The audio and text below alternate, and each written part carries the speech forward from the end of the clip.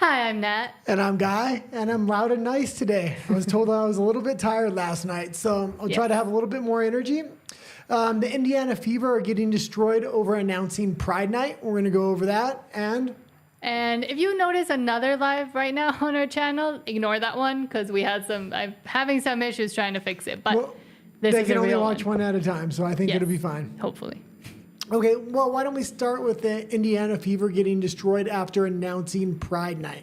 Yes. So what is Indiana Fever? Okay, Indiana Fever is probably the only popular team in the WNBA because they have Kathleen Clark, who is like the superstar of that league, and they're doing everything to destroy her. They're letting other players run all over her. She has garnered quite the conservative following amongst the Indiana Fever, but the WNBA is a traditional lesbian league, so a lot of the original fans that had followed them before Kathleen Clark, Caitlin Clark, are not so happy with the new fans coming around, and they're kind of going toe-to-toe now in the comments and things like that. Yes, because Caitlin Clark kind of came about a little bit as a figure for some reason in the more conservative sphere. Like, at least she had a lot of conservative fans. Well, yeah, she's from the Midwest. She has traditional conservative parents, family, religious values. She has everything a conservative would want to have to promote to their kids. But she has been trying to kind of placate that a little bit lately. She's just trying to be nice and not be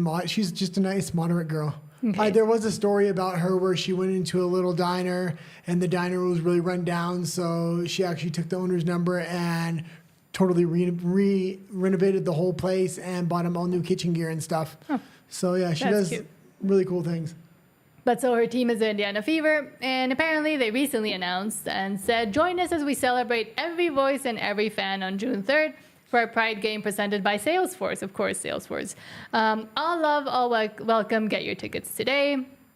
Against the Washington Mystics. And there's quite a few teams now rejecting Pride and not doing Pride Month because they know it's politically polarizing. So they're just, a lot of teams are kind of just saying nothing. Moving away from it because they saw the backlash that they got from their fans. And that's in all sports. It's really hard for the WNBA to do this because this is the traditional lesbian sport, I guess you would say, and all the original fans that have been following them for a long time really expect them to stick by them because they've stuck by them. Mm-hmm. And I mean, but their new fans are the ones that are going to either make or break the league. The league has consistently lost money year after year since its inception. And they rely on the NBA, right? The NBA is the one that subsidizes the league completely until Caitlin Clark came along, and then some teams are able to actually survive. But I mean, women's sports has always been very linked with the lesbian community, to say it that way. Like Martina Navratilova, I can never say her name.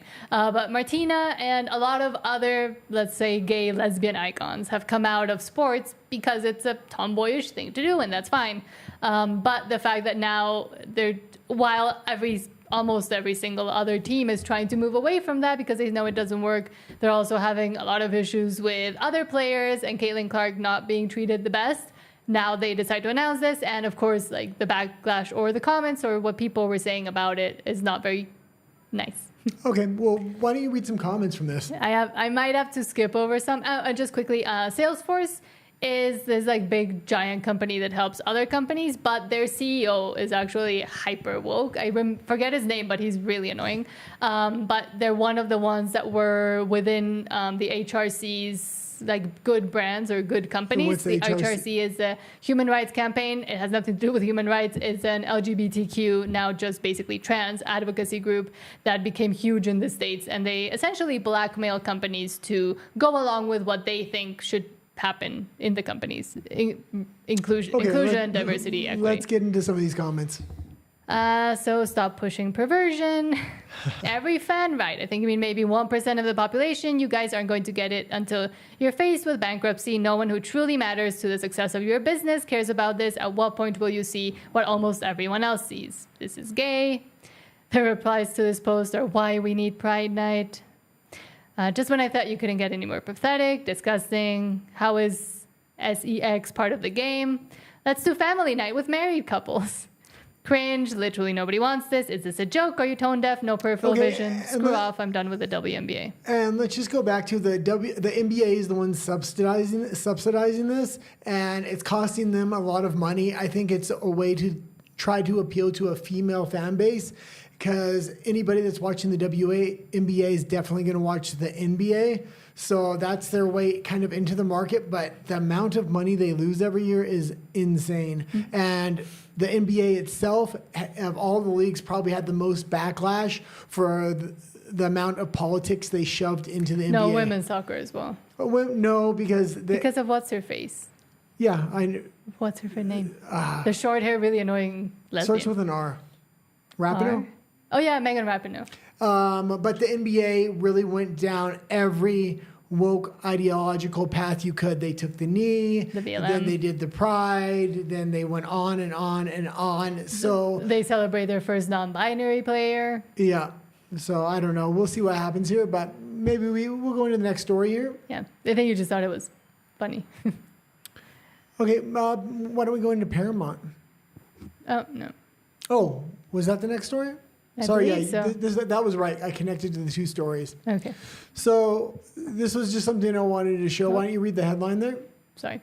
So non-binary lesbian, which is an oxymoron within itself, because if you're a lesbian but you're non-binary, how do you know you like women if you have no gender? But whatever. This non-binary lesbian just fled the U.S. for New Zealand because she doesn't feel safe being in the U.S. Yeah, and I have no hate for her. If she wants to leave the U.S. or anybody wants to leave the U.S. because they don't feel safe or they don't like the politics, they should go right ahead and do it. I know I left Canada and I didn't agree with Canada. So you always have the option of leaving rather than just sitting there and doing. Yeah, it's better than complaining all the time. And doing nothing. And if she wants to go to a more liberalized country or progressive country, more power to her. Yes. I went to a much more conservative country. For now. For now, yeah. Fighting to keep it that way. Yeah, we went from Canada to Mexico. She's going from the U.S. to New Zealand. So you want to what? Yeah, Hi, let's watch Christine. what she says. My wife and I just fled the U.S. for New Zealand, and let me tell you how we did it. We just did it. We just got plane tickets and visitor's visa and just left. No, we were smart about it. We have a really detailed strategic plan we've been working on for the last year and a half, and we are really eligible for the visa, and we applied for the visa 6 months ago. It just so happens that we aren't going to hear back for another few months probably, and it's not a guarantee that we're going to get it. But we just decided that it was a safer gamble to move anyways than to stay in the U.S. anymore. So we made a plan A, and then we made a whole bunch of backup plans, and we're still in the plan A territory right now. So we'll see how it goes. But Pause it for a second. I just don't want to get copyright strike. Yeah, they made a plan, but it seems like they didn't make a very good plan, and they're making it as they go along. I know when we left Canada, it took us like 4 years. I was working 110 hours a week in order to get the financing. I had 3 we jobs. managed to get all the paperwork together.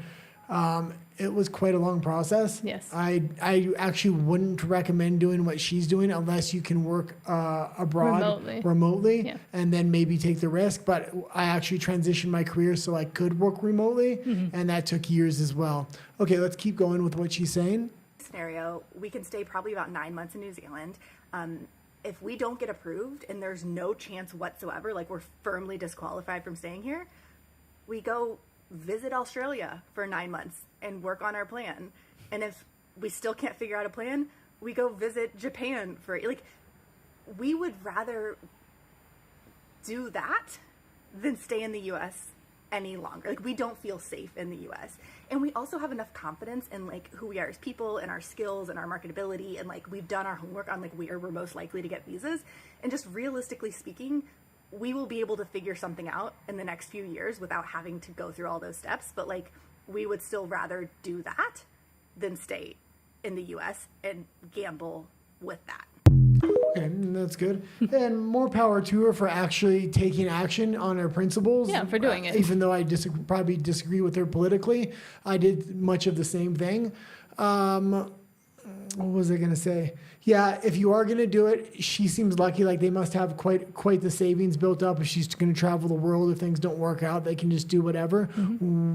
We didn't. We had to literally scrape every penny together at work. hundreds of hours, over 100 plus hours a week. I had 4 jobs at the time. I had 3. Jobs were threatening to fire me because I wouldn't get the jibby jab. I mean, it was Same. pretty crazy.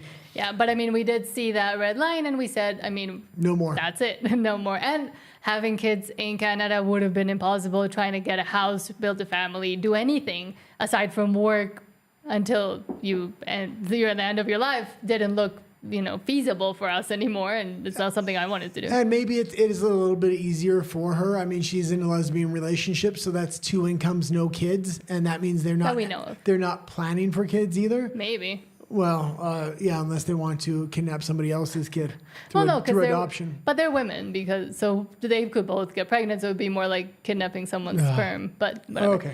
I have my thoughts about IVF and the industry as a whole, but we have some comments. So D. Jordan says, why is celebrating sexuality a thing in sports? First thing, who knows? Because they have nothing else to celebrate, because we have to celebrate it everywhere at all times, 24/7. Think about it, and have Pride not just month, but now it's a season in Canada, for example. Oh yeah, so Canada has a Pride season. It's not Pride month so it started anymore. with a day, then a week, and then a month. Now it's a season, and the flags fly in every government building all year round. Yes. And there's legislation to back everything up. If you say anything about it, that's considered hate speech. You'll be arrested for it. If you misgender somebody or don't use the correct pronouns, you will be arrested in Canada. You will be fined in Canada. You'll be brought to the Human Rights Tribunal and have to go to court a bunch of times and respect the pronouns also in court. D. Jordan also says, blackmailed, really? Don't know what that one was concerning, but thank you for your comments. Next. Paramount offered $15 million to settle CBS lawsuit. Oh no, was this what the one? No, right? $15 million to settle CBS lawsuit. No, this isn't it. But apparently they're being offered. Let me go find the one. It may actually be. It may mention it. It does mention it. I have a secondary show that comes on at 12 Central Time every day. Yes. We talk about a lot of these stories then, but we try to get different articles for later in the day. And usually in the morning, I'm just reading them and educating myself live. Here, we usually have it more fleshed out. Yes, but Paramount has offered $15 million to settle CBS lawsuit. Wall Street Journal reports, because this is from yesterday. Okay, so this is a lot less than what I expected them to offer. It said that they offered millions, but Donald Trump is currently suing for $20 billion because $2 billion. Or 20 billion for false editing of the 60 Minutes piece and other false allegations they made in their news. This is also stopping the Skydance Paramount merger from happening. They have to settle this lawsuit before they can get federal approval for the merger. So they're really getting screwed at both ends here. They're offering $15 million. This is much bigger to Trump. He wants to set an example with these people for every other journalistic outlet before the midterms. Yes, so they do journalism and not propaganda. But a month into negotiations, Paramount Global has offered $15 million to settle U.S. President Donald Trump's lawsuit against CBS News, but the parties remain far apart on terms, the Wall Street Journal reported. Trump's team wants more than $25 million and is also seeking an apology from CBS News. It has also threatened CBS News with another lawsuit related to alleged bias of news coverage. Report adds Paramount is expecting to nominate new directors to his board.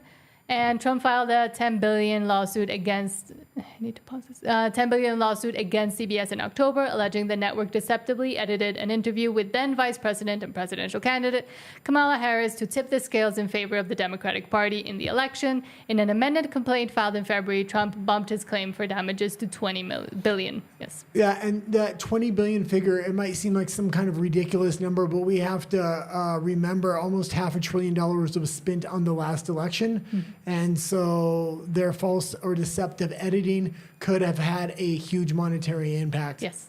So. And yeah, probably did. Okay, let's go into the American Music Awards. So we talked about this yesterday with J-Lo's ridiculousness and then apparently Beyonce inventing country music. But American Music Awards scores highest viewership since 2019, up 38% from last live broadcast. So they actually did better. And I think this was a different award show. That was number one. And then number two, they had been on hiatus since 2022, so there was no award show 2022, 2023, or 2024. So, and their ratings were really, they had really dipped before that in 2019 and 2020. So for them to be up 30%, this is actually very deceptively written. I looked into it a little bit, so yeah. So what is the awards they're mentioning? It's just the American Music Awards. It's not very popular in general. They had almost a 5 million person viewership. Why don't you read a little bit of the And none article? of the big artists that were nominated or won were actually there. But the American Music Awards, which hadn't aired a live event since 2022, returned with a bang on Monday night via its new home CBS. 2025 edition of the AMAs, hosted by Jennifer Lopez, who ended up making out with everybody just to stay relevant, averaged 4.6 million viewers, according to CBS. That was up 38% from the last AMAs broadcast in November, which aired on ABC. Well, and music is having a tough time getting back to the center. Hollywood's starting to realize they're going to have to go back to the masses kind of and just be normal for a little while. Music stars just, I don't know, they're not willing to do it. So, Yeah, especially Jennifer Lopez making out with everybody, and then even what was his name, Shabuzi? I don't know, I didn't know who that is before yesterday, but when that girl said that the Carters, like Beyonce and Jay-Z, invented country music, and then even he was like, no. So yeah, maybe explain that a little bit better. Okay. They were presenting an award, and one of the presenters was reading the teleprompter, and somebody put on the teleprompter that Jay-Z and Beyonce were the ones that created country music. And the co-presenter there just said, what? And gave this crazy look, like, 'cause that's a crazy statement. Yes. Everybody knows, or in my opinion, everybody may know that Jay-Z bought the Country Music Award for his wife. Yes. Okay. And she's no good in country music. I don't know. I really don't understand the appeal of Beyonce. I never have. Never been a fan. And this was our original, the next story was actually our original thumbnail. I had it in the afternoon. We're going to read it kind of delicately because YouTube can kind of censor us for certain words within this kind of story. Yes, for the country. But 5 arrested over protests at Gal Gadot filming. 5 protesters have been arrested after they allegedly targeted the filming of Gal Gadot's new movie in central London. Demonstrators have disrupted filming at various locations across London in recent weeks. The Metropolitan Police said the force said the film was targeted solely because the actress involved in the production is from this country that you can see here. Is space real. The Palestinian campaign for the academic and cultural boycott of that country has previously said Gadot's film should be boycotted, claiming she has shown support for that country's military campaign in Gaza. Okay, for Riyadh's military campaign in Gaza and the occupied West Bank. Okay, yeah, and they're really starting to follow her around because when she was doing the promotion for Snow White, they were starting to protest her then. Yeah. They're trying to protest her now. She had to get special security when she was doing the promotion for Snow White because not for herself, but for her kids primarily. During the Walk of Fame stuff as well, the event as well. Yeah, and I really like Gal Gadot. Her career was definitely hamstringed by her accent. It worked well in Wonder Woman, kind of like what you said in my morning show. Yes. She really was believable as a female that could kind of kick some ass because she used to be in the military, because she is a lot taller than a lot of other females. Yes. She's very athletic. So if you're going to have a girl kicking ass, you need somebody that's believable. She was believable, but her accent, I think, really did hinder her in the end. Well, I think with the accent, I mean, there's other actors that have accents, but they take roles where the accent makes sense. Like I said, like with Wonder Woman, it's a fantastical, like, comic book person. She might not be fully human. It's a tribe of Amazonian women that live who knows where. So it's believable because you wouldn't know what accent, like, the people from there would have. So it makes sense. But by, like, just taking or trying to pretend to be American or whatever, I think that might hinder it. Yeah, she's constantly pigeonholed into trying to be an American, and she can't pull off the accent. So, and she also didn't do very well in Snow White, even though I have no issues with her. But these kinds of protests, we also have to all remember and consider that some of them may be bought and paid for by actors that have interest in not actors like film actors, but like people or NGOs that are interested in having them play out. I think both you and I have both said that, like, we just don't agree with war in general. don't have really a side. And I just think the U.S. and other countries that are not involved should probably pull out. Yeah, and stop funding other countries' wars and things like this. Now I understand that U.S. has a military-industrial complex and they want to sell both sides weapons, but, I don't necessarily agree with it. Okay, let's skip the next Germany story. We'll come back to it. And let's go to Peter Kwan and my movie recommendation for the day. Okay, 1 second, because Rafa says, hello, sorry for being absentee. That's okay. I was wondering where you were, but today I finally had my exam. So Oh, fantastic. Hopefully you did well. Yes, and let us know how you did do, and good luck. Okay, let's talk. Last night I recommended I'm doing classic recommendations of movies people might not have heard or seen because they're from maybe a younger generation. Last night I recommended Big Trouble in Little China. Today I woke up and one of the big actors from Big Trouble in Little China had actually passed away. Yes. That was quite the coincidence. And you didn't speak about, not him, but like the other actors, not just Kurt Russell? Kurt Russell's the main actor in Big Trouble in Little China. If you haven't seen it, it's an amazing movie from the 80s. It bombed at the box office, but became a cult classic later, and it really set a lot of movie trends in action from that 80s movie that are still around today. I still haven't watched it. I will. Now, we'll just breeze over this really quickly, and then we'll go into my classic movie recommendation for today. So Peter Kwong, who played Rain in Big Trouble in Little China, passes away at 73, so quite young. There he is. Peter Kwong, who played Rain, one of the three martial arts warlocks in John Carpenter's 1986 action classic now, Big Trouble in Little China, passed away in his sleep Tuesday night, according to one of his reps. He was 73. And he apparently had, he did go on to be in a lot of different movies from the 80s and the 70s. Yeah, and he was actually a power player behind the scenes in Hollywood. He was on a lot of different boards and things like this. So yes, so it says Kwong, a Sacramento, California native, that an advertisement is annoying me, began his career as a TV actor in the late 70s and 80s with stints in shows like The A-Team, Wonder Woman, Little House on the Prairie, Miami Vice, The Greatest American Hero, Cagney and Lacey, Dynasty, MacGyver, and 227. Okay, and he was also in The Golden Child with Eddie Murphy, which was my favorite of the bunch of the movies they had there. Yes. Okay, why don't we go into today's recommendation for the movie? Sure. And today's recommendation we actually have a connection to because I didn't. You made me go. Well, you do now. Yes, now I do. I made her go to the town where it was filmed because I liked the movie so much, and we had lived within driving distance when we lived in Canada. In Vancouver, yeah. So it's Rambo First Blood. Now, all the other Rambos pale in comparison to First Blood. First Blood was based upon a novel. It was incredibly written. The character had incredible depth. It was very masculine character, yet he showed massive emotions towards the end of the movie, which was actually completely improv by Sylvester Stallone from interviews he had done with veterans and things like that. So it really showed the other side of what it means to be a soldier. Let me read some of the notes I did have here. Sure. So Stallone co-wrote this script, and this was in the time where he was writing a lot of his first scripts, like Rocky. That's how he got his first break.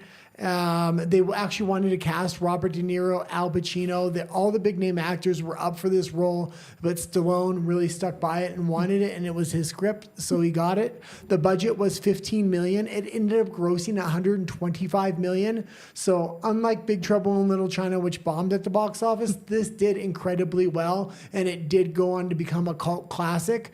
The other Rambos were okay. Nothing compared to First Blood. It was just a masterpiece of a script, let's say. The emotional scene at the end where Rambo breaks down was completely improv by Sylvester Stallone, like I said. And there was an alternate ending to this movie where Rambo actually got killed. When they did test screenings in front of audiences, they didn't like it. And luckily they didn't like it because they allowed him to survive and did shoot a different ending, which led to all the subsequent Rambos that they did film. But you said that none of them are as good. Yeah, they were okay. They were always like strong action movies for the 80s, but this one actually had depth of character, which the others didn't. He was just brute force action hero in the rest of them. Although Rambo Part 3 was very interesting. Do you know what they say at the end of Rambo Part 3? No. I only watched this one because you made me go to the town. Yeah, we'll talk about that in just a sec. But Rambo Part 3 was based in Afghanistan. He was helping the Afghanis fight the Russians, and they portrayed the Afghanis as freedom fighters. And at the end of the movie, they dedicated Rambo 3 to all the freedom fighters in Afghanistan. So, which was very controversial because later on that flipped. Yes. Okay. And we actually did go to the town. Yeah, now let's talk about some pictures of when we went. Let's talk about our personal experience. This movie was filmed in Hope.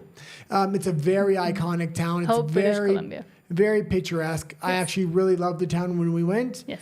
Why don't we show some of We actually went there because we were following a veteran, a Canadian Army veteran that had rejected the jab and was going from Vancouver, British Columbia, walking all the way to Ottawa. So that's also another connection. And we went to interview him and film kind of the kickoff of his walking. I actually completely forgot. Yeah, there was a dual purpose for that. Yes. He was. We walked the first leg of this gentleman's journey. He was protesting, like you said, the jibby jab against the military. He walked all the way across Canada to Ottawa, which is one of the largest countries in the world. He was going to pass through Hope, so we went to go report and do an update story on him at the time. Yes. James Top is his name. You can actually find those videos. They're on our now Spanish channel of when we went. They're one of the first ones we ever did. Yeah. But we do have pictures of when we went. And Hope is really nice. So this was the cinema they had there, and it was really a traditional classic cinema, and it was only open just on the weekends. Yeah, and we spoke to the owner. He was there. He was really nice. He was there cleaning up the cinema. It wasn't open that day, but... Yes. Then let's see what else you got for us. That's me. I used to have a beard and longer hair, I think. Yes. And it's filmed in Hope.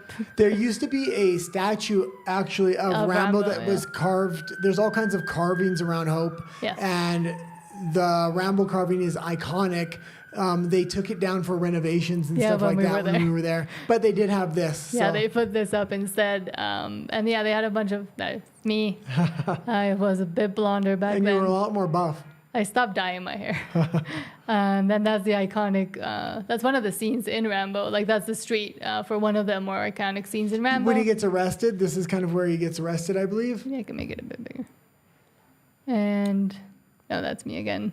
And that's the bridge that's also iconic, but they changed the bridge. There's an iconic bridge scene in the movie and an iconic bridge, and they tore it down and built this new bridge here. There was major protests when they were going to tear it down. Rambo was one of the biggest films ever filmed in Hope, and people really liked Stallone in that town. They were still telling us their stories 40 years later when we went. Yeah. And they were really attached to that bridge because of that movie, but they needed a bigger bridge, so they tore it down. And man, this new bridge has no character to it. Yeah, but the old one was kind of falling apart. Yeah. Also, this was an ice cave that we had gone in, and man, I almost got stuck in the snow when I was walking back. But that one, was that one the one from, or one of the ones where they filmed, or no? No, because I don't remember. They didn't film. Oh, I don't know in that particular cave, but they did have some cave scenes. Mm-hmm. And then that's the bridge. View. But where I'm standing there is actually the base. You see that little thing there? That's the base of the original bridge that they tore down, and it's kind of like a little memorial to the bridge. Yes, and to the movie, I guess. Yeah. But yes, so that was our history with Rambo. And it's a one movie I've actually seen. And it's a fantastic movie. If you've seen the other Rambos and you kind of have a preconception, but you haven't seen the first one, I really recommend the first one. It's completely different to all the rest. And Rafa says, awesome movie. Saw it for the first time like 6 months ago. Yeah. So good thing people are watching it. So where do you want to go now? Oh, whatever. Let's go to... I had put this during your show. I found this was all over X, so I haven't quite watched it yet. It kind of appeared. But a lot of people are posting this J.D. Vance speech. So, or interview. Benny Johnson said, do you want me to read it or just watch it? Yeah, no, read it. So, just incredible Vice President J.D. Vance champions the strength of American talent and pushes back against the notion that U.S. must rely on foreign workers, nothing short of America first. And then it's just quotes. So, I'm guessing he'll say the quotes that we can listen to. But I make a couple points about this. First of all, I've heard a lot of the criticisms, the fear that we're going to have a brain drain. If you go back to the 50s and 60s, the American space program, the program that was the first to put a human being on the surface of the moon, was built by American citizens, some German and Jewish scientists who had come over during World War II, but mostly by American citizens who had built an incredible space program with American talent. This idea that American citizens don't have the talent to do great things, that you have to import a foreign class of servants and professors to do these things, I just reject that. I actually think we invest in our own people, we can do a lot of good. You've heard that criticism in particular as the president has talked about cracking down on foreign student visas and their abuses, but I think that's actually an opportunity for American citizens to really flourish. And here's the second. But I make a couple points about this. I pretty much agree with all that, but not just in the American context. I believe it in every context. We're going to talk a lot about immigration later. I stumbled upon some new statistics, but I would like to see countries really invest in their own people. We're seeing these Western countries really steal the men and women from other countries. Their youngest, their brightest, and their best. Places like Mexico take these people and really invest in their education and their upbringing when they're at their worst, especially for men when their testosterone is high and everything else, when they're committing crimes. And then the U.S. just takes them when they're ready to kind of work. And same with India. I mean, other countries in Canada, specifically it's India, but Latin America right now is being drained. The brain drain. Latin America is being drained by the West. Both male and female immigrants are just flooding into the U.S., and the same thing is happening to the Middle East and Africa and Europe. And it's because those countries don't do anything for their citizens, and the citizens keep being okay with it mostly. Well, instead of leaving, come back. Well, no, it's hard. You got to look at it from their point of view as well. It's very hard for these governments to do a lot for their citizens because the best and the brightest are constantly leaving. So but they leave because there's no opportunities here. Yeah, somewhat. In some countries there are opportunities, but they still leave. Like where? Canada. Well, Canada's effed with their citizens. Yeah, I'm just saying people are looking at immigration as the solution now, which is fine. But I would really like certain countries to really start developing their own citizens so they would want to stay. But for example, here with the insecurity, with the lack of opportunities, like even if they wanted to stay, there's not much for them to do here, or to find opportunities to actually do it. Yeah, here. It's definitely an emerging economy and it's in transition. If they can pull it off right, there will be opportunity here. And a lot of South American countries actually immigrate to Mexico to look for opportunity. Mm-hmm. And but as long as they don't focus on the crime, then nothing will ever get done. Okay, what do we got next? Robbie Starbuck. Oh, we talked about this on the morning show as well. Yes, and Rafa asks, have you already talked about Musk leaving the Trump administration? No. Oh, we talked about it yesterday. I deleted the story today. Oh. Because we talked about it on your show last night again, but we'll talk about it for a minute. I talked about it on the morning show as well. Musk is leaving. He said he was going to leave in a couple months anyway. He's saying he's leaving now because of the big, beautiful bill, and they're kind of having a disagreement, which I think this is maybe fabricated. He needs to break from the Trump administration publicly in a way where he can regain some of his reputation. He doesn't want people to continue to burn down his business. So I think this may be manufactured and agreed upon between Trump and Musk. I think he's going to have a lot of influence in the administration going forward. But he's just not going to be very vocal about it. Mm-hmm. He'll be behind the scenes. Trump has also brought him on a worldwide tour and introduced him to all the business leaders and all the politicians that he kind of wants them to work with. So now there's not going to necessarily be a conflict of interest because Musk is no longer formally with the government. Yeah. So now he can kind of work as the middleman for America and private corporation.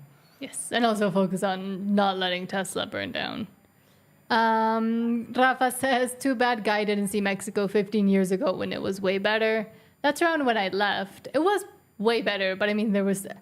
the decisions that have been taken, at least during my lifetime, have not helped Mexico at all, even from a little bit beforehand. But But It was a lot. I mean, it did feel a lot better. But now that I'm returning, like now that I've come back to live here, it does feel like there's an air at least. And when I talk to friends and other people that stayed and lived here while I was in Canada, there is this air of, there used to be this kind of air of hope and stuff. Lately, I haven't felt it as much. But when we first came back, even when we would talk to friends and stuff, they would say like, yeah, it feels different. But now, I mean, with the judicial power, with what's happening with Sheinbaum, with crime, take et cetera. Sheinbaum out of, I mean, as much as you can out of the equation. If you're comparing Mexico to a lot of other countries, it's actually in a very good position. Now, Yes. their organized crime's obviously a problem, but it's always been a problem. These Trump tariffs are a problem, but she's actually, as much as I don't like her, a lot of information has been leaking that she's been cooperating behind the scenes with the Trump administration. So I would expect a good deal for them. Canada, on the other hand, has taken a completely different route. And so we'll see what happens with this. But I don't expect that Mexico to be drawn into any kind of major international conflict No, or war. it almost never has. Yeah, which is great. If Trump manages to kind of pull off a miracle with the American economy and she's attached to that, it could go well for her as well. Even if the U.S. economy does fail, they have kept good relations with China and the rest of the world. Yes. So if you're looking at these other countries like Europe, it's ready to fall off a freaking cliff. True. So I think every country's kind of in a bad place right now. I think Russia and the United States are maybe in the best economical situation of any countries. But for smaller, minor countries that aren't considered like top of the heap, Superpowers. Superpowers. I think Mexico's in a very good position overall. The problem is with Mexico that they always have these great opportunities and it's an emerging economy and then they fuck it all up and it never goes anywhere and it continues to go badly because they don't use these opportunities that they find and somehow they always end up messing them But they up also, more. that's part of the reason they have the opportunity now. They haven't leveraged themselves, put themselves in too much debt, things like this. They also want to keep, they have. not compared to other countries. No, not at all. They took money out and now they're in even more debt. And then okay, we can move to the next story. Well, they did. Okay, we can go move to the next story. Well, that was the reason why they wanted to do the whole judicial power, like the voting in the Supreme Court judges and stuff, because they want to be able to change the rules as to how money internally and the debt is managed so they can take out more debt and keep sinking Mexico. Yeah, the issue is, I don't want to get into an hour discussion about it. We can move on to the next story. Oh, you got mad? No, it has a lot to do with digital currency and everything else. And Mexico is the one country that most likely is going to have to keep some kind of classical currency because of organized cartels and things like that, which is a good thing for the people. The cartels are actually really aligned with the people in a lot of ways. Now, I don't like to bring up the cartels too much. That's why I said let's move on to the next story. Well, it doesn't But sound... you seem to think I don't It want doesn't sound too good, but it goes to the point that we always kind of keep saying that it's freedom through chaos. Is it good that it's happening? No.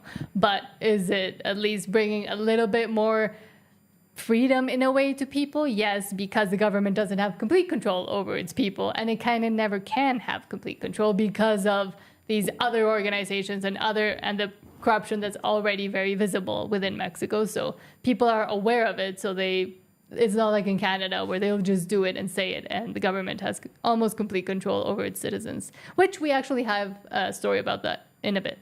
Okay. Walker, hello, Walker. He says, Guy, define the Mexican president in one word. Well, yeah, I disagree. She's going in the complete wrong direction culturally. And judicially. It's one a word. shame. Shame. Shame-bound. Oh, yeah, shame. Ching chong bomb. Is that one word? No. No, but shame. Shame, that's a word. It's Yeah. a shame. Shame. It's a shame that she is really going down this woke path. But also the judicial power thing. But it's also a shame there's no conservative counterweight within the country. Even Yes. the conservative parties are liberal within Mexico. Yes. Meaning So- like the PAN and the opposition. Yeah. Okay. And Verástegui is too concerned with the Virgin Mary, the Virgin of Guadalupe to actually do anything. Well, he's not a real threat at this point to any of the major parties here. I could see the U.S. trying to back him, but then he's going to look like a puppet that was installed. That's And the issue. even conservatives, a lot of conservatives here don't like Trump Yeah. So that connection might actually not help him as much. Yeah. Because I see it in my comments all the time. But the country itself, it's crazy because all the political parties are these progressive liberal parties, but the people themselves are extremely conservative by nature, and they don't even realize that even the progressive liberals here have very much a lot of conservative values and conservative traditions. Because here the people have become accustomed to vote to like whatever is best for them individually, who will give them the most benefits, the most money, the most for their votes. So they're not actually voting based on values or even knowledge of what's going on politically. They're just voting because, they're going to give me more bienestar, so I'll just go with them. Yeah. And the political and the interest in politics is also almost null here. So Walker says, we don't have anything like Milei in most of Latin America, unfortunately. I mean, in El Salvador, you have Bukele. Oh, yeah, Bukele. And Milei is a gamble, I would say. Not that I'm not going to hate on him, but I do think it's a little bit too out there I like him a lot. But for example, I don't think that he would work here in Mexico. I think he would. I would like to see it tried. Or break the system and see what happens. Then you need someone a little bit more attuned. I don't think you do. Here. I think if you have somebody attuned, they're going to be able to Because it's not the same control. issues. Argentina is a little bit more similar to Europe, let's just say, same as Chile. We'll agree to disagree. I I think you need somebody absolutely crazy, has no fear for his life, and that will come in. Yeah, but here they would actually end his life. Yeah, that's the point. You need somebody that's crazy enough to put it all on the line. They've tried that before. They ended his life. Okay, let's go to the next story. What was his name? El del charco de las ranas.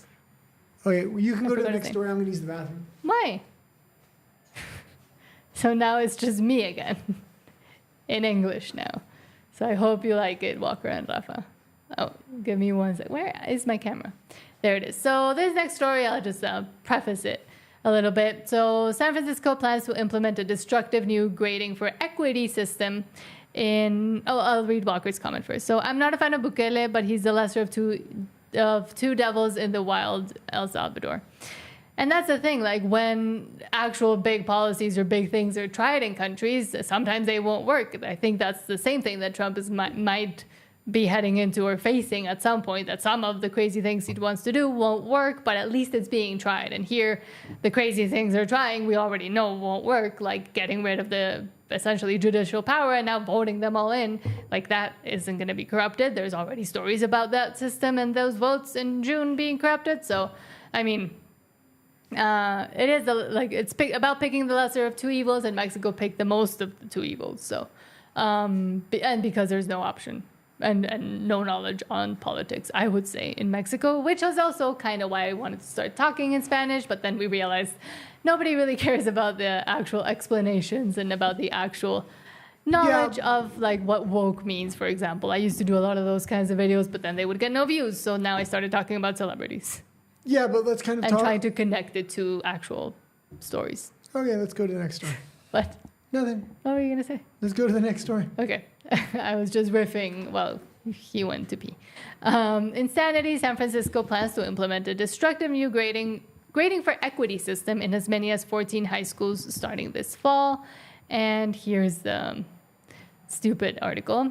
Grading for equity coming to San Francisco high schools this fall. It says, hold on, without seeking approval of the San Francisco Board of Education, Superintendent of Schools Maria Su plans to unveil a new grading for equity plan on Tuesday that will go into effect this fall, that will affect about 10,000 students. Apparently, let me find where that bit is. Grading for equity eliminates homework or weekly tests from being counted in students' final semester grade. All that matters is how the student scores on a final examination, which can be taken multiple times, so it doesn't matter. Students can be late turning in assignments or showing up to class or not showing up at all without it affecting their academic grade. Currently, a student needs a 90 for an A and at least 61 for a D. Under San Leandro, under this new grading for equity system, it would be a score as low as 80 can attain an A, and as low as 21 can pass with a D. Yeah, and if you want to get to the bottom of the heap the fastest, this is how you do it. But I changed my opinion since my morning show, actually. I'm actually definitely for this kind of grading system and stuff like that. Why? You're not? I'm not for traditional schooling, so Well, it doesn't matter what they do. I don't agree. In the United States right now, blue states are trying to reimagine education, and this is what they're putting forth. And then in states like Florida, they're also reimagining education in a completely different way, where they're trying to get higher standards. They're attempting to do different learning methods and things like that actually hold you to a high standard rather than hold you to the lowest standard. And when these kinds of states are going to compete against each other in the open market, if you have a system like this, it's going to collapse fairly fast, and the testing results are going to come in. They may be manipulated because nobody's getting an actual real grade, but you're going to be able to see the students succeed in real life, and fail. And the conservative models of education will be adopted on a broader scale, I think. Yeah, or the different models of education, because I'm always against just the way education has been done for the past 100 since the Vanderbilts and the Rockefellers got their little claws into it, and then the rest of the world decided to mimic it for some reason. So I am always a huge advocate of homeschooling or pod schooling, or finding different ways of learning and finding what actually matters and is going to work in this new also society and world. Yeah, actually, Jordan Peterson did quite a few interviews with different kind of educators that are trying new educational type systems. A lot of those people and schools were actually from Florida, but he's interviewed people worldwide. That's one of the topics he typically touches on. He does 2 and 3 hour interviews with the people that built the school from the ground up, and some of the education modeling they're doing and the results they're getting is absolutely incredible. And with this, I mean, it's just all of these, what should I call it, woke or progressive ways of doing education, and how the education department is also captured by a lot of this thinking of, let's help the ones that are doing the worst. Usually the ones that are doing the worst are the minorities, specifically some of them. And in my opinion, this is all like lowering the standard for them to be able to reach it isn't going to help them in the end, and it's not going to help the ones that are doing well.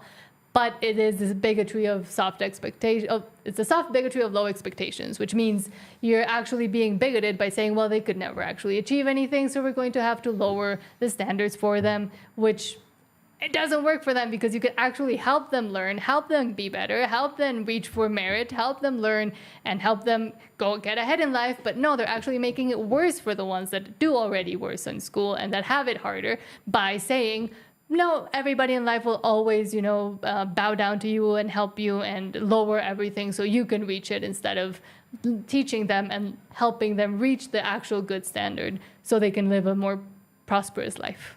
And let's go into the Wisconsin Democrat story, and this has a lot to do with family and things like this. So it's come lips of TikTok. Breaking: Wisconsin Democrats have introduced a new woke bill titled the Marriage and Family Equality Act, which removes the word mother and replaces it with pregnant person. What if she's not pregnant?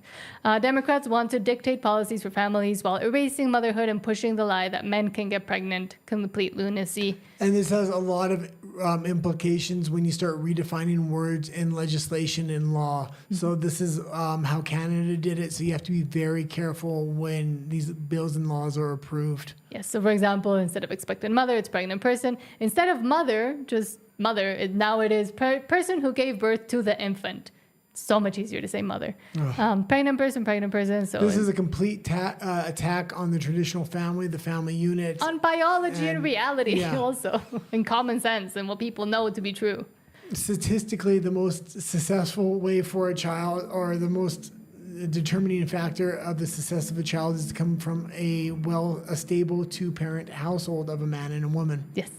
And I mean, it sounds horrible, and it sounds like, you're homophobic, etc. But studies-wise, the ones that they have allowed to be released, it's just the way it is. It's the way it's been for always. We showed the lesbians earlier, and statistically, lesbian households have the highest rates of abuse. Yeah, of domestic abuse as well. Okay.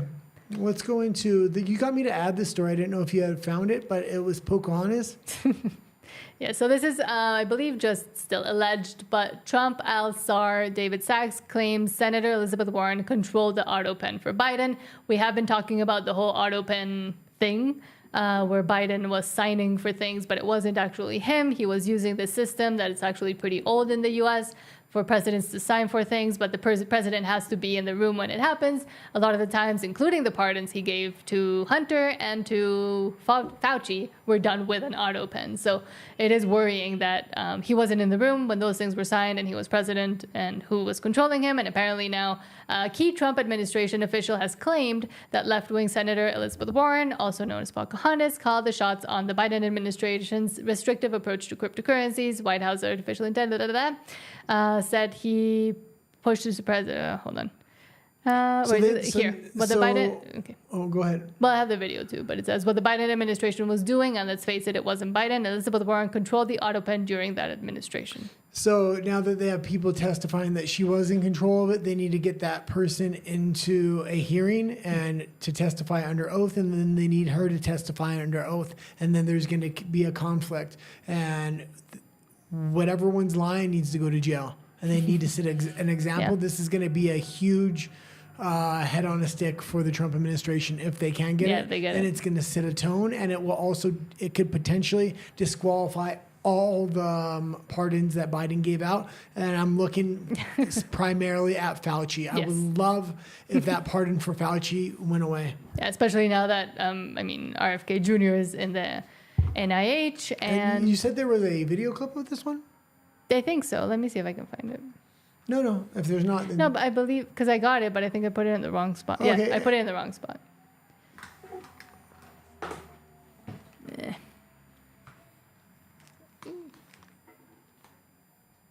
And this is from Charlie Kirk. This is the financial system of the future, Jesse, and we have to encourage it. What the Biden administration was doing, and let's face it, it wasn't Biden. Elizabeth Warren controlled the auto pen during that administration. She, for some reason, has this pathological hatred of the crypto community. She wants to drive this community offshore. She doesn't want it happening in the United States. That's the wrong policy for the United States. We want all the innovation happening here. So we're talking about crypto, but it was just that line where he kind of just spits it out, essentially. I don't even know if he was trying to make a point. It's actually very telling what he said. I know you didn't play it for that reason, but he said that she wants to move the crypto offshore. The original big globalization plan that the WEF and the EU had was for the new CBDC to revolve around Europe. Europe was supposed to be the financial center. Trump has completely kind of went around that whole plan, and with his stable coins, he is trying to make the new economy focus around the United States, and he is succeeding in a big way right now. So we'll see what happens, but let's go on to Carney Says. So Carney says Canada is looking to join major European military buildup by July 1st. By Canada Day, we like to see something concrete there. Prime Minister tells Power and Politics. Well, I keep saying, the U.S. needs to stay out of Russia. They need to stay out of Israel. Canada's typically, they're not a military power. They can't even defend their own shores. So now he wants to go defend Europe. He also pledged billions of dollars to Europe and their military. The European military is not going to protect us anyway. It's the American military. The American military has been protecting Canada for decades for free. So America wants them to invest in Canada's own military industrial complex. And now he wants to go invest in the European military industrial complex because he knows Europe's getting ready for war with Russia. That's what they want more than anything. That's how they're going to reset their currency. That's how they're going to have top-down control and send all the dissidents off to war so they can go die and they can get control over the population again. That was the plan. And Carney's a globalist, and the fact that he's trying to get Canada caught up in that plan is very concerning.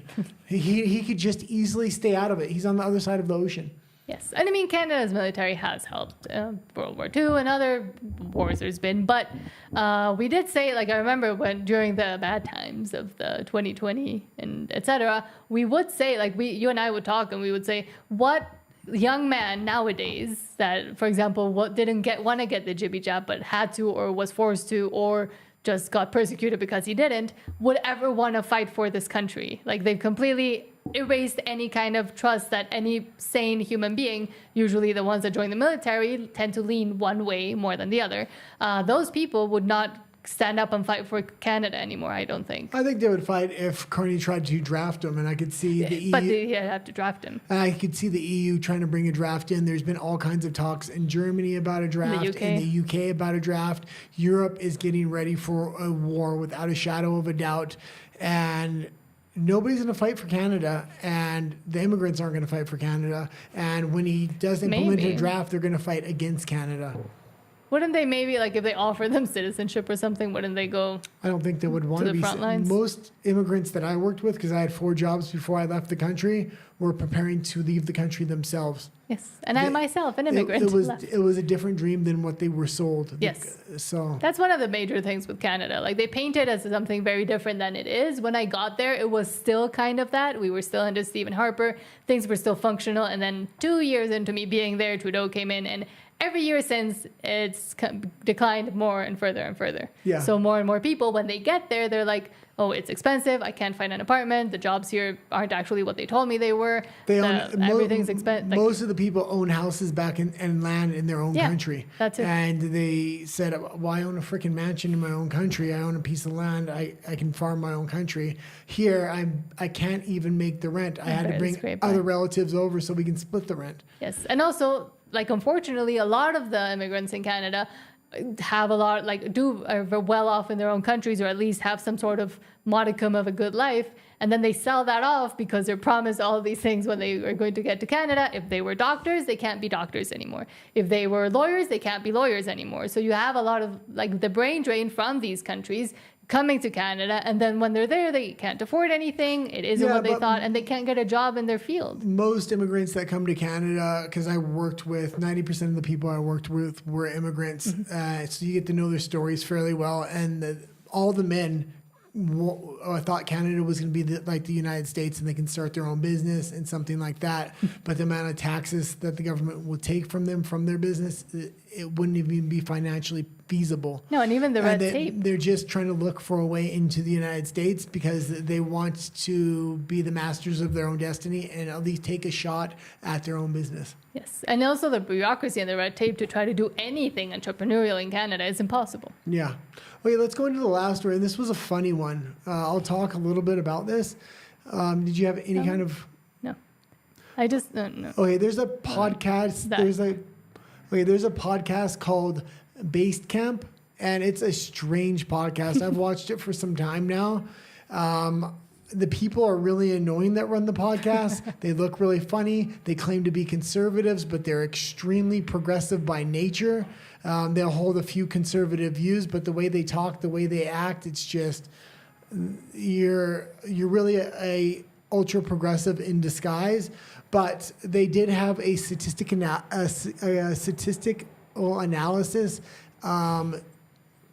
scientist, I guess you would say, on the show, and he had really researched immigration patterns from of Western countries and where the immigrants are coming. So he did Sweden, the United States, and a few other countries in the EU, and the data was really enlightening, to say the least. In the United States, what is happening is he took a data pattern from like 5 to 10 years, depending what country. And what you see in the United States is men were represented by red, women by blue, and men and women were migrating into different parts of the country, and women were not they were migrating into cities where there was resources from the government, and the government can kind of act like their husbands. They were having a lot less kids. They weren't getting married. What were happening in rural areas, that's where men were moving to. And that's primarily where a lot of the farming jobs, agricultural jobs, mining jobs, construction jobs were. So men would move there, and there would be no women. So they are going overseas to marry and things like that, and getting conservative women. The patterns of conservative voting and things are really showed by the immigration patterns. The government's importing military-age men into a lot of these Western countries, but they're importing them into cities. The problem when they get into these cities, liberal women are rejecting them as mates, and they're not having children with them. So these immigrant men are typically going back home and getting conservative women, which are making the cities more conservative as well. The traditional native population in the countryside of not only the United States, but Sweden and things like that are going overseas to places like Thailand and Latin America to find conservative wives. Another big data point they said is people used to marry based upon religion. Now they're marrying based upon politics in the West. I highly recommend this. It was like maybe an hour and a half interview, but the data was very fascinating. It's too in depth for me to go into it today, but you were overhearing it. I was overhearing it as I was playing it, and I was laughing, and I was like, "Oh, I imported a Canadian into Mexico." So I'm the opposite, but I mean, liberalism is since liberalism has adjoined itself with feminism, it's really how do you say this? It's really chose its own destiny. It's not able to reproduce itself. That's why they look at the schooling system to indoctrinate kids, but that's failing on a large scale now. Even their plan to bring immigrants in and indoctrinate them into liberalism is completely failing. The military age men the government are bringing into the country are rejecting progressivism in large. That's why you're having these grape gangs and everything else. And conservative men in the countryside are actually the ones that are importing the women. So in Western countries, you typically have a 50-50 split between men and women. The difference is the government's the one importing the men. The men in the countries are actually the ones going overseas, finding women and bringing them back. And that's giving you an equal balance of immigrants within Western countries, which was also fascinating because I had always thought it was military-age men because I knew what the government was importing. I didn't think what private citizens were importing. So a lot of good data points. They are really strange and weird and they look, I mean, from what I've seen from when you were playing it, they look weird. They look, and it's like they're cosplaying to be a conservative. But do they say, because I was overhearing it, do they actually say that they're like a conservative podcast? They use conservative talking points and they say they are. That's why it's called Based Camp. But then they like completely reverse it. Because they were talking about like, all these men that are importing these wives are incels. Oh, that's what I wanted to say. They kept calling these guys that live in rural areas, whether they're in Korea or in America. Oh, by the way, an interesting statistic is 3 out of 4 Korean farmers in the countryside are married to foreign women from other countries. In Korea. So this is happening like all over Western style countries. The immigration policies and migration patterns are very similar. That being said, they were throughout the entire show they were calling these men incels, and it's that we're getting married and having wives. Number one, they're not incels because they have incel is involuntary celibate. If a man is involuntarily celibate, you would call them an incel as a slur.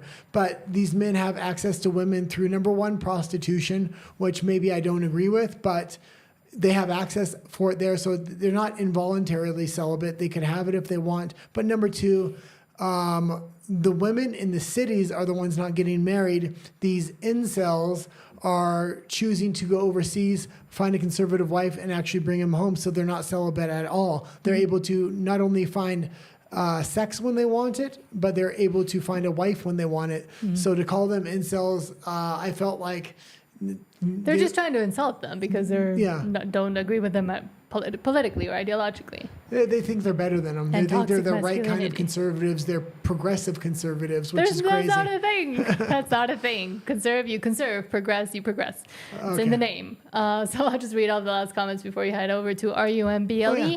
And Walker says, the Americans told the Europeans they didn't need weapons, that the U.S. would protect them. The Europeans took advantage of this to steal more money, while the U.S. made sure it didn't have strong allies. Yeah, it's very strange because Germany, this was yesterday. Both sides simply lied to each other for their own interests. And Germany's, I don't know what's going to happen because Germany signed a contract after World War II, after Mustache Man, saying their army would never get bigger than 300,000. Now they're talking about they're going to build the largest army in not only Europe, but perhaps the world. They want to start with a 600,000 man army, and they want to progress from there. That would completely break all the treaties, and they're talking about breaking the rest of the treaties from World War II, which is crazy. Trump needs to hold them to the standard and say, no, you're not building the military. Yes. Walker also says, Guy, but Canada still has a first-rate armed force. How woke are the Canadian Armed Forces, and how much does that affect them? No, the Canadian Armed Forces are some of the best trained in the world. The problem is they're very, very small. They don't they don't have recruitment standards. If you try to apply for the military, you have to reach a very high standard. You usually need post-secondary education and things like this. Their equipment is super horrible as well, but that's why they have such good soldiers. They're able to do more with less. So they have some of the best trained soldiers. Their military is just very small and very ill-equipped because there's no money invested into it. So yeah. Wokeness.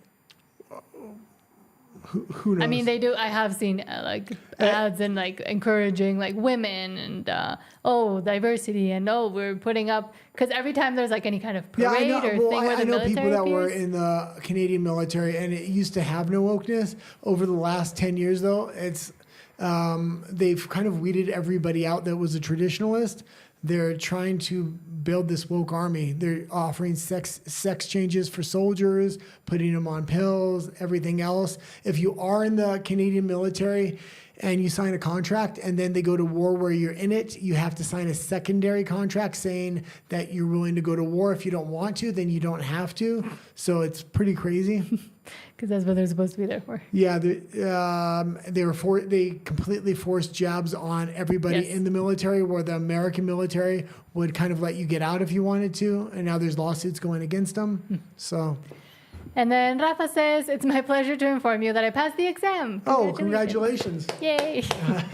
Because, we know, you had mentioned it quite a few times that you were getting ready for that exam. So glad that that is off your back and that you passed. And hopefully it'll help you in whatever you need it for. Okay. Because you didn't define. Was that the last comment? Yes, on YouTube. Let's head over to RUM BLE now. That's the Green Monster. We got 1, 2, 3, 4, 5. Wow, 6 stories. I'm going to read them as soon as we get over there, and then we'll go through the clubs fairly quickly. Yes, do you want me to do the clap? Because he made fun of me yesterday when I tried to do something to let people know when we're going over Whatever to you want to do. Fine. I'll do my awkward clap. Okay. Okay, we're going over to RUMBLE. See, now people will know when we actually left. Okay, let me know when we're over there, and I'm going to switch off of YouTube here and go to